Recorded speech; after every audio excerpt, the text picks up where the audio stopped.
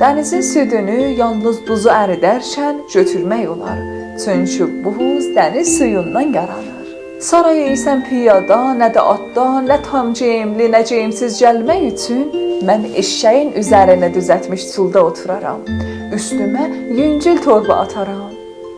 Hökmdar uşağın bu hazır cavablarına heyran oldu. Sonra da sonuncu tapşırığı verdi.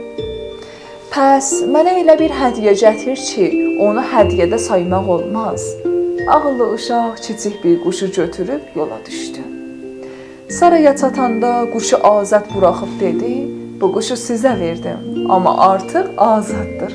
Deməli, hədiyyə deyil. Hökmdar uşağın ağıl qarşısında heyrətlənib dedi, sən doğrudan da çox ağıllı uşaqsan, atanı da kəndi də qoruyacam. Söz ver həmişə bu qabiliyyətindən doğru yolda istifadə edəsən.